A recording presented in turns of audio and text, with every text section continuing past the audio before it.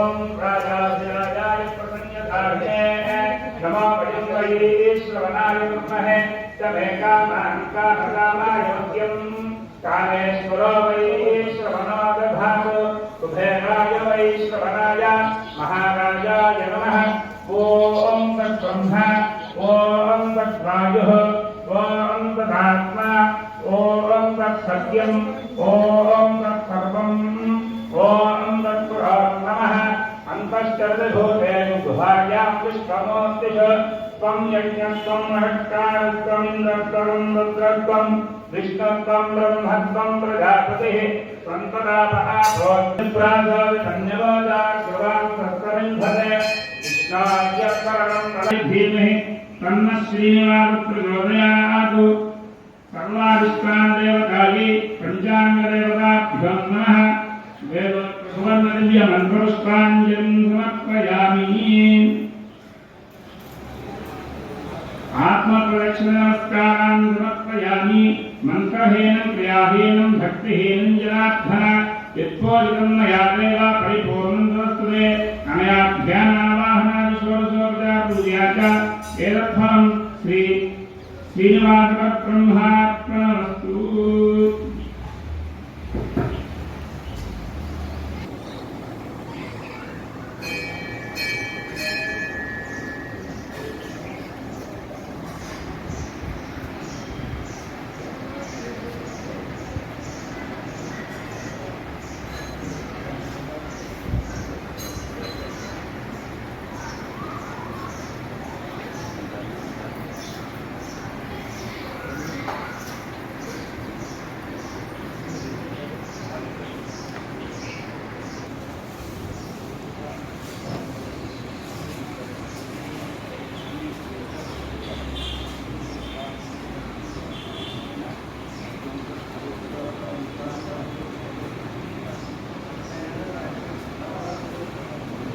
పన్నెండు యుగములుగా విభజిస్తే ఈ పరాభవనామ సంవత్సరం 8వ యుగం నాటిది. సకల దేవతాత్మకమైనటువంటి పరాభవ అనగా పర అంటే ఆది పరాశక్తి అమ్మవారు, భవ అనగా శివుడు. ఈ అమ్మవారు శివపార్వతులు ఇద్దరు కూడా కలిసి వచ్చినటువంటి ఈ నామధేయము, ఈ సంవత్సరం పేరు పరాభవనామ సంవత్సరం. ఈ యొక్క సంవత్సరమును రజతదానము విశేష ఫలితాలను ఇస్తుంది. ఈ పరాభవనామ సంవత్సరంలో కేతు అధిపతి.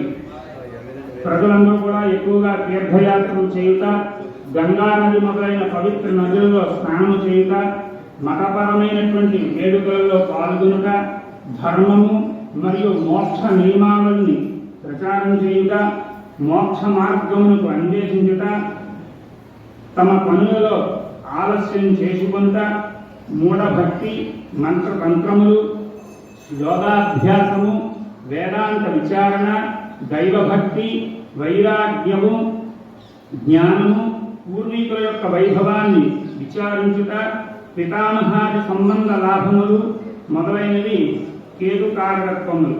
కనుక కేతుగ్రహమును అధిదేవతలకు చిత్రగుప్తుని, ప్రత్యధిదేవతలకు బ్రహ్మను బ్రహ్మరహితంగా ఆరాధన చేయటం వలన తత్సంబంధ గ్రహ సంబంధమైనటువంటి అశాంతి తొలగి ఉన్నత స్థితిలో సత్ఫలితాలను ఇస్తాయి.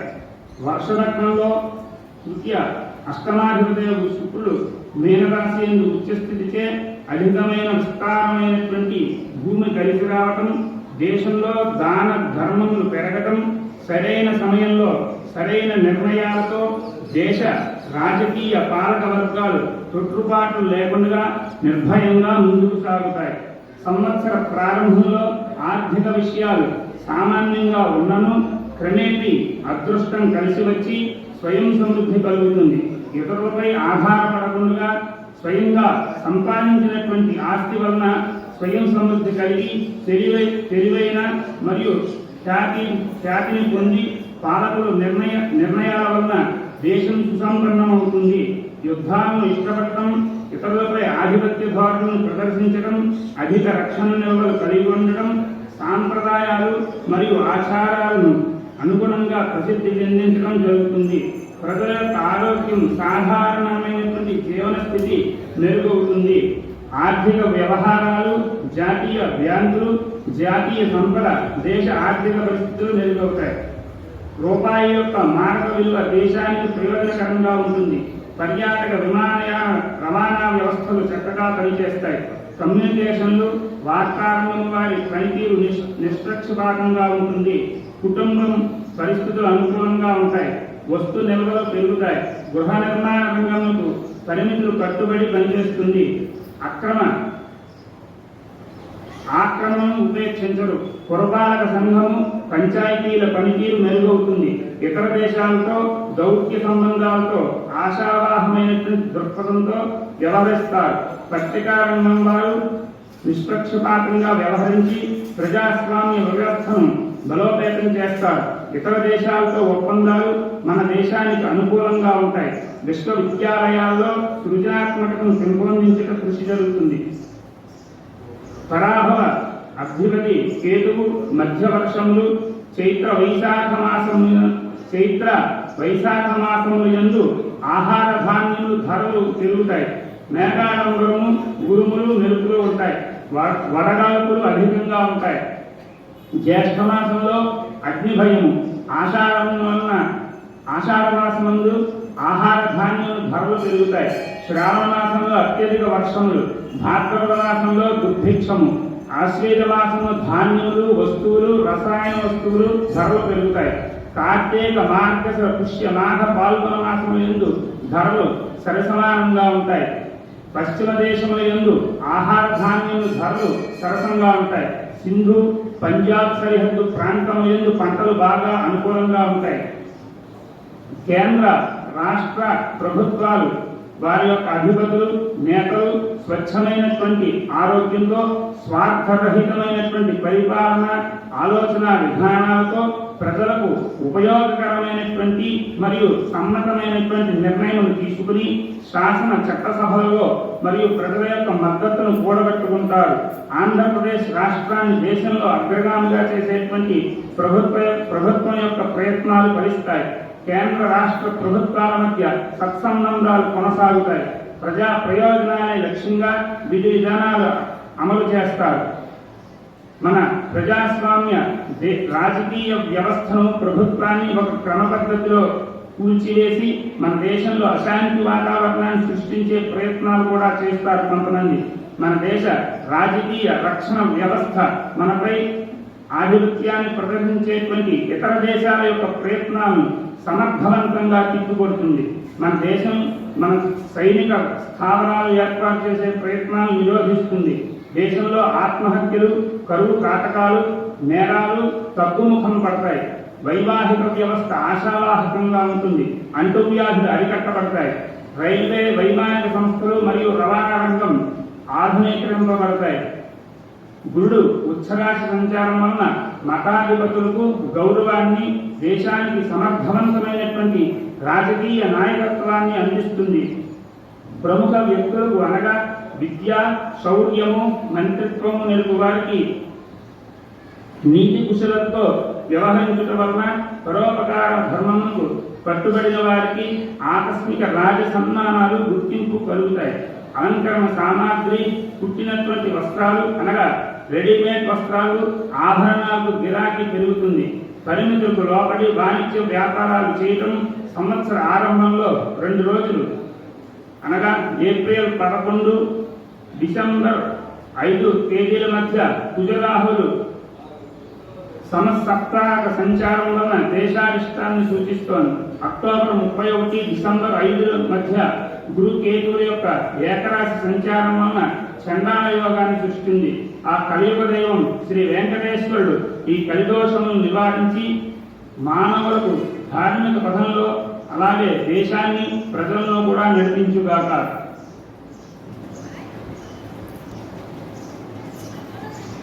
దేశంలోనూ రాష్ట్రంలోనూ కురుస్తాయి. మంచి వర్షాలు కురుస్తాయి. నైరుతి, ఈశాన్య ఋతుపవనముల వలన సకాలంలో అనుకూల వర్షాలు కురుస్తాయి. రాజకీయ సంబంధ అధికార మార్పులు దేశంలో, రాష్ట్రంలో కూడా జరుగుతూ ఉంటాయి. దేశంలో, రాష్ట్రంలో జలాశయముల యందు నీరు సమృద్ధిగా ఉంటుంది. ఆహార ధాన్యాల నిల్వలు అవసరానికి మించి ఉంటాయి. పశ్చిమ ఆసియా దేశాల యందు యుద్ధములు అనివార్యమవుతాయి. మన సరిహద్దు దేశంలో యుద్ధ వాతావరణం ఉంటుంది. మరొకసారి శత్రువులను చిత్తు చేయడంలో మన సైన్యం సఫలీకృతులవుతారు. ఈ సంవత్సరం పిడుగులు అధికంగా పడతాయి. గాలితో కూడిన వర్షాలు, ఎరుపు నేలలు, నల్ల రేగడి నేలలు బాగా ఫలిస్తాయి.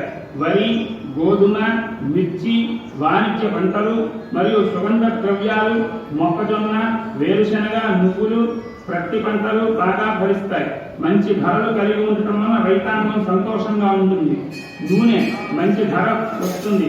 పండ్ల తోటలు దిగుబడి తగ్గువటం చేత ధరలు బాగా పెరుగుతాయి. పామాయిలు, నూనె పంటలు అధికంగా లాభిస్తాయి. ఆక్వా పరిశ్రమ బాగుంటుంది. పౌల్ట్రీ పరిశ్రమ కూడా బాగుంటుంది. కొబ్బరి పంట బాగుంటుంది. రైసు మిల్లర్లకు అన్ని విధాలుగా బాగుంటుంది. 16 వేసములకు 12 వేసములు పంట చేతికి అందుతుంది. ఆహార ధాన్యములు ఇతర దేశములకు ఎగుమతి చేస్తారు. ఎగుమతుల రంగం అభివృద్ధిని సాధిస్తుంది. ఈ సంవత్సరం కూడా మహానగరాలన్నీ కూడా నీట ములుగుతాయి. పశుపాలకుడు దొడ్డు పెట్టువాడు శ్రీకృష్ణుడు, వినిపించేవాడు బలరాముడు అవటం వలన పాడి పరిశ్రమ అభివృద్ధి చెందుతుంది. అనేక నూతన కొత్త పాల డైరీలు నెలకొల్పుతారు. పాల ధర అధికంగా పెరుగుతుంది. పశుగ్రాసం ధరలు విపరీతంగా పెరుగుతాయి. ఈ సంవత్సరం వేసవి కాలంలో రికార్డు స్థాయిలో ఉష్ణోగ్రతలు ఉంటాయి. ఉత్తరాది రాష్ట్రంలో అధిక ఉష్ణోగ్రతలు నమోదవుతాయి. చైత్రమాసం తొలకరి వానలు ప్రారంభమవుతాయి. ఈ నెలాఖరికి సకాలంలో వర్షములు కురుస్తాయి. అట్లాగే ఈ సంవత్సరం కర్తరి నిర్ణయాలు 4వ తారీఖు మే నెల వైశాఖ బహుళ తదియ సోమవారం నుండి చిన్న కర్తరి ప్రారంభం. అట్లాగే 29 మే అధిక జ్యేష్ఠ మాసం ముందు శుక్ల త్రయోదశి శుక్రవారం వరకు కూడా పెద్ద కర్తరి ప్రారంభం. ఈ కర్తరి సమయంలో మట్టి కర్ర పనులు చేయరాదు. అలాగే 15వ తారీఖు జూలై 2026 ఆషాఢమాస శుక్ల పాడ్యమి బుధవారం నుండి 15 ఆగస్టు 2026 శ్రావణ మాసం శుక్ల తది వరకు కూడా గురుమూఢమి, శుక్రమూఢమి. 17 అక్టోబర్ 2026 ఆశ్వేజ శుక్ల సప్తమి శనివారం నుండి 27/10/2026 ఆశ్వేజ బహుళ పాడ్యమి మంగళవారం వరకు కూడా శుక్రమూఢమి. ఈ సంవత్సరం ఎటువంటి గ్రహణములు మన భారతదేశంలో కనిపించవు. ఈ సంవత్సరం ఎటువంటి గ్రహణములు కూడా మన భారతదేశంలో కనిపించవు. ఈ సంవత్సరం ఆక్వా పరిశ్రమ చాలా బాగుంటుంది అందరికీ కూడా.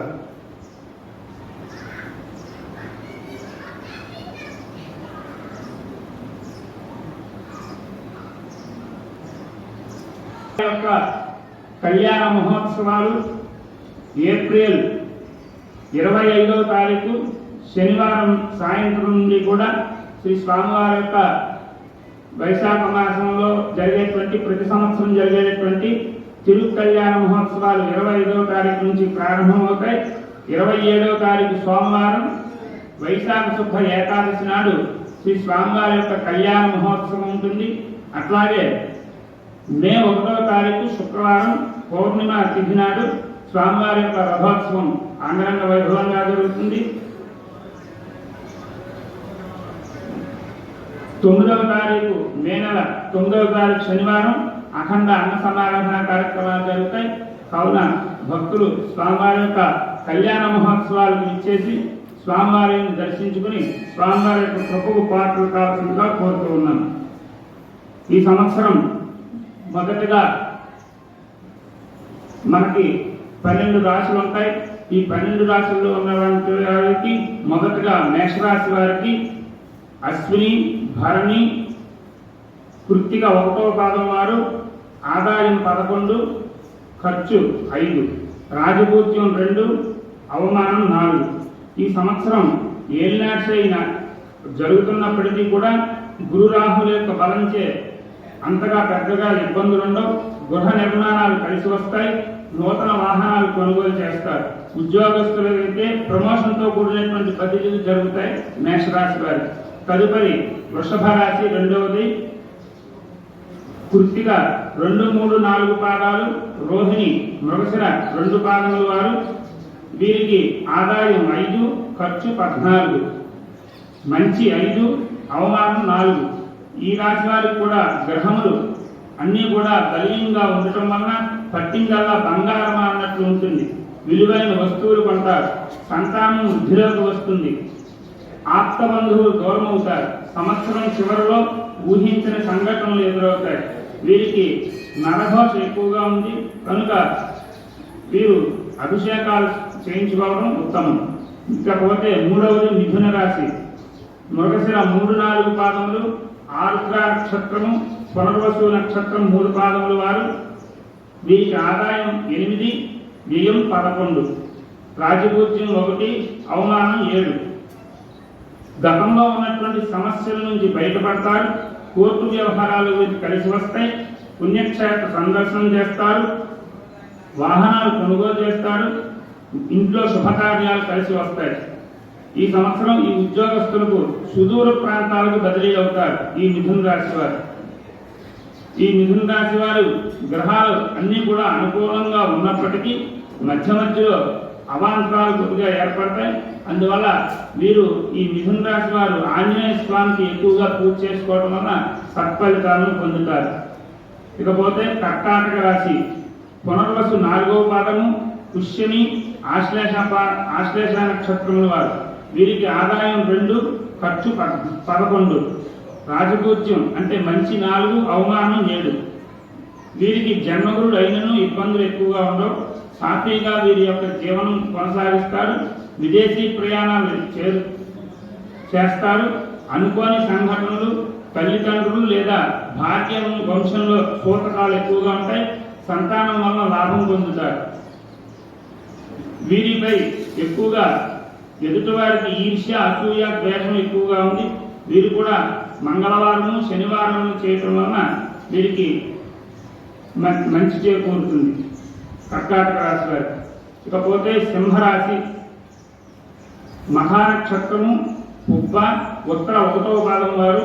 వీరికి ఆదాయం 5, ఖర్చు 5, రాజపూజ్యం 7, అవమానం 7. వీరి అందరికీ కూడా సమానంగా ఉంది.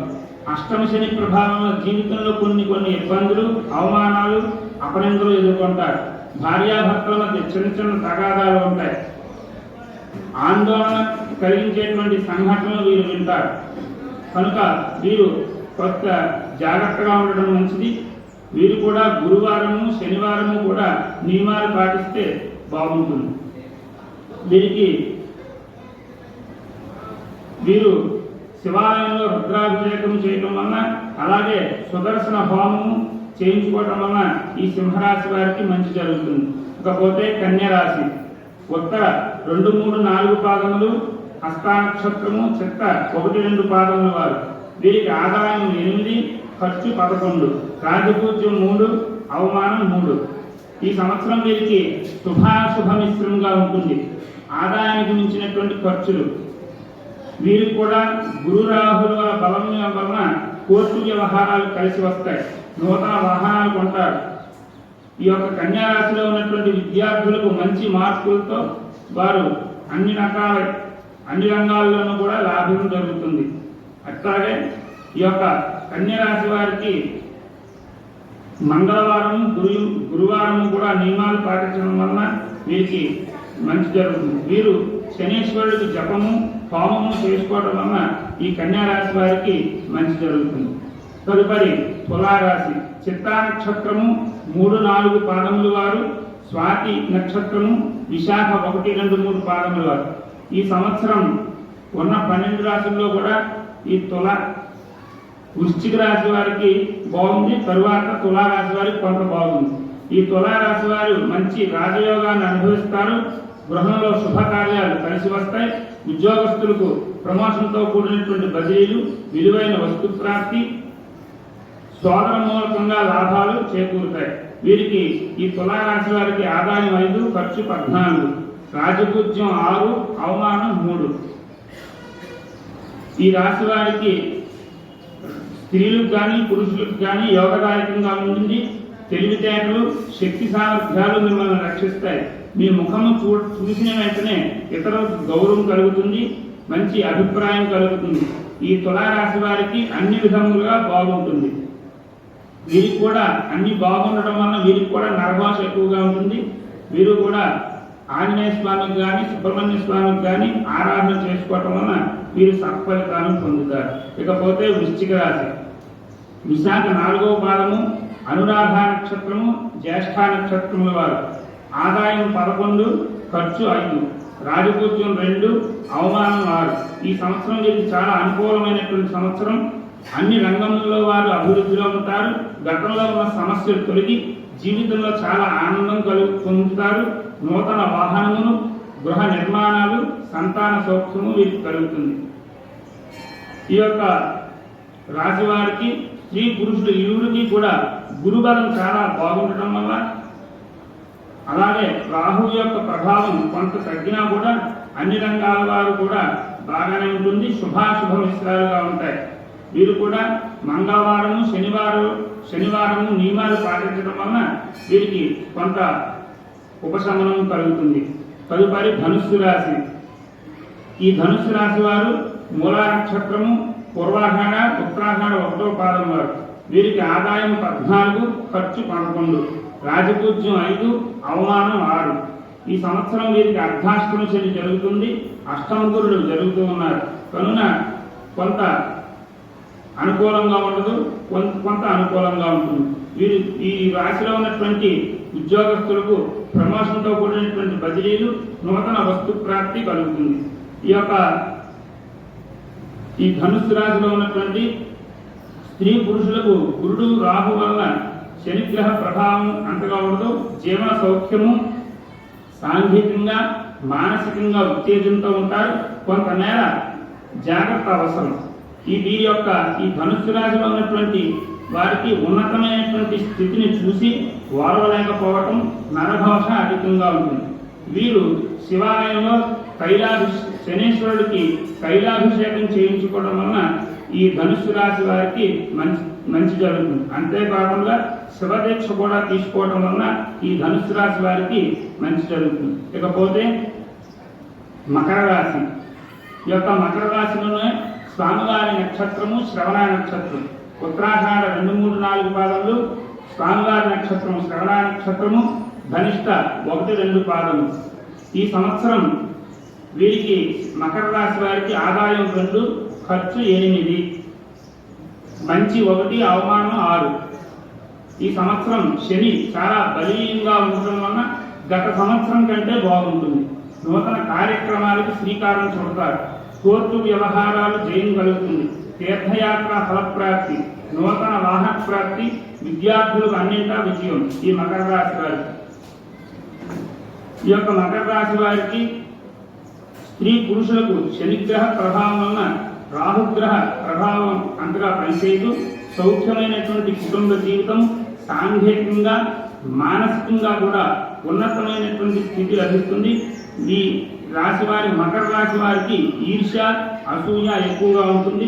వీరు కూడా మంగళ సోమవారం నియమాలు పాటించడం, శనివారం స్వామివారిని దర్శించుకోవడం, సోమవారం పూట శివాలయంలో స్వామివారిని దర్శించుకోవడం వలన, క్షేత్ర సందర్శనం చేయడం వలన ఈ మకర రాశి వారికి ఉపశమనం కలుగుతుంది. తదుపరి కుంభరాశి. ఈ కుంభరాశి ధనిష్ట నక్షత్రము 3, 4 పాదములు, శతదిశ నక్షత్రము, పూర్వాభాద్ర నక్షత్రం 1, 2, 3 పాదముల వారు. ఈ సంవత్సరం పరిస్థితులు పెద్దగా అనుకూలించవు. కోర్టు వ్యవహారాలు ఏమీ కలిసి రావు. కుటుంబంలో సమస్యలు ఎక్కువ, జీవనం అస్తవ్యస్తంగా ఉంటుంది. ఈ కుంభరాశి వారికి అవమానాలు కూడా ఎక్కువ. ఈ కుంభరాశి వారు స్త్రీ పురుషులకు ఆగస్టు వరకు కూడా పరిస్థితులు పెద్దగా అనుకూలంగా ఉండవు. ఆగస్టు తర్వాత ఈ కుంభరాశి వారికి అన్నింటా కూడా బాగుంటుంది. వీరు కూడా మంగళవారము, శనివారము కూడా నియమాలు పాటించడం, శని రాహుల యొక్క జపాలు చేయించుకోవడం, శివాలయంలో రుద్రాభిషేకం చేయించుకోవడం వలన ఈ కుంభరాశి వారికి కొంత ఉపశమనం కలుగుతుంది. తదుపరి ఆఖరిది మీనరాశి. ఈ సంవత్సరం వీరికి ఆదాయం 14, ఖర్చు 11. రాజపూజ్యం 7, అవమానం 2. ఈ మీనరాశిలో ఉన్నటువంటి వారికి ఈ సంవత్సరం అంతా కూడా ఏలినాక్షిని అంతగా బాధించదు, కానీ ఖర్చులు ఎక్కువగా ఉంటాయి, అధిక ఖర్చులు. దూర ప్రాంత తీర్థయాత్రలు చేస్తారు. ఉద్యోగస్తులకు సుదూర ప్రాంతాలకు బదిలీలు అవుతాయి. సంతానం వలన మంచి జరుగుతుంది. మొత్తం మీద ఈ రాశి స్త్రీ పురుషులకు ఒక రకంగా యోగదాయకమైనటువంటి సంవత్సరం. మీ పనికి తగిన గుర్తింపు, తెలివితేటలు సద్వినియోగం అవుతాయి. జీవన లాభం, ఉత్సాహం, అంతేకాక గత సంవత్సరం కంటే అనుకూలమైనటువంటి సమయం. ఏలినాటి శని ప్రభావం కొంతమేర తగ్గుతుంది. వీరిపై కూడా ఎక్కువగా ఈర్ష్య, అసూయ, నరభాషలు ఎక్కువగా ఉన్నాయి. కనుక వీరు కూడా శనివారము, మంగళవారం నియమాలు పాటించి శివాలయంలో రుద్రాభిషేకము, శ్రీ స్వామివారు వెంకటేశ్వర స్వామి దర్శనం వలన వీరికి మంచి జరుగుతుంది. కనుక మొత్తం మీద ఈ సంవత్సరం ఈ 12 రాశుల్లో అందరికీ కూడా శుభాశుభ మిశ్రములుగా ఉంది. కనుక ఆ సర్వేశ్వరుడైనటువంటి ఆ పరమేశ్వరుడు, అలాగే మన వెంకటేశ్వర స్వామి వారి, పద్మావతి అమ్మవారి యొక్క అనుగ్రహంతో ప్రజలందరూ కూడా, దేశంలో ఉన్నటువంటి ప్రజలు, అలాగే మన గ్రామస్తులు, భక్తులు అందరూ కూడా సర్వతోముఖాభివృద్ధిగా ఉండి సుఖశాంతులతో సుభిక్షంగా ఉండాలని ఆ స్వామివారి యొక్క పార్వత్నాలకు వేడుకుంటూ మంగళం హస్తు. స్వస్తి ప్రజాభ్యః పరిపాలయంతాం న్యాయేన మార్గేణ మహిమనీషాః గోబ్రాహ్మణేభ్యః శుభమస్తు నిత్యం. లోకాః సమస్తాః సుఖినో భవంతు. సర్వే జనాః సుఖినో భవంతు. సమస్త సన్మంగళాని భవంతు. ఓం దీర్ఘాయుత్వాయ వర్చాసే కశ్యపశ్చత్రయాయుషం జమరజ్ఞాస్త్రయాయుషం యద్దేవానాంత్రయాయుషం తన్నేస్తుత్రయాయుషం ఏన ధాతా బృహస్పతేంద్రస్య చాయుషే వాపతు తేన తే వపామి బ్రహ్మణా జీవాతా వే జీవానాయ దీర్ఘాయుత్వాయ బలాయ వర్చాసే సుప్రజాస్త్వాయ సాధో దేవ శరదశతం.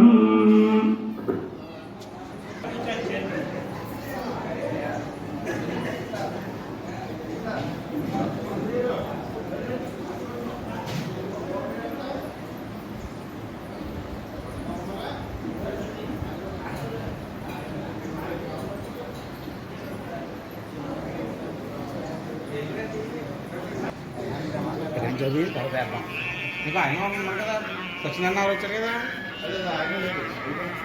ఓం యోలైకాం బ్రహ్మణో వేదామృతేన ముఖాంబురే తస్మై బ్రహ్మాచార్యం ప్రజాం దదః కళ్యాణాధ్యానంతరాయ సర్వస్తోమాని రాత్రోత్తమః భవతే మస్యాస్యాబ్దై సర్వశ్రీజే సర్వమేకదేనామోది సర్వం జయతే నిత్యాయ నిర్వజ్యాయ సత్యానందదాత్మనే కాలకోరనివాసాయ వెంకటేశాయ మంగళం.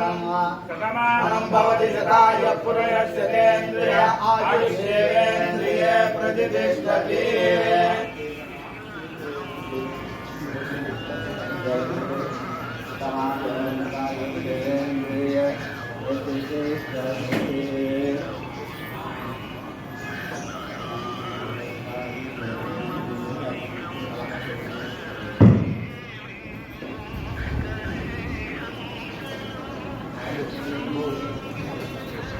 అందరికి ఒకసారి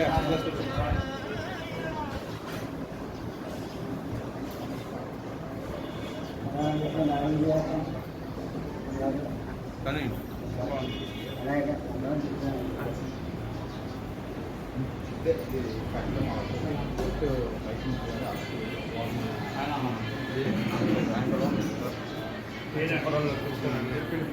ఆకివీడు వాస్తువులు అచ్యుత స్వామి గారు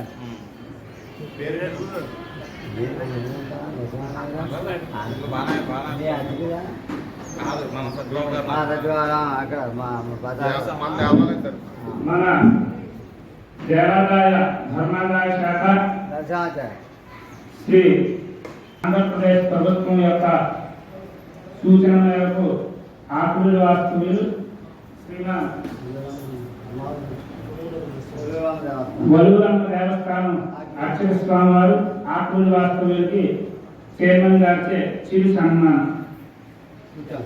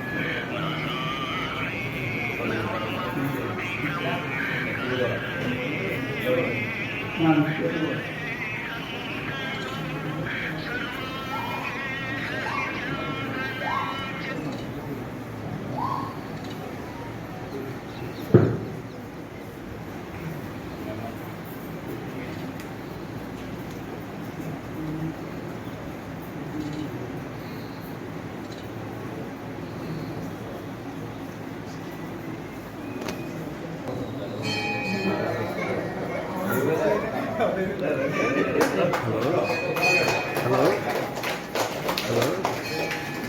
గుళ్ళో ఉన్నాను గుడికి చెప్తున్నాను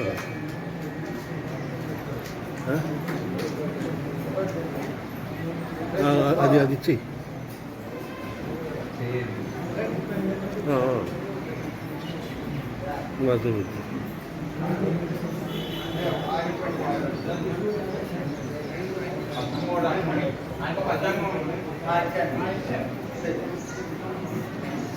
అది ఇచ్చి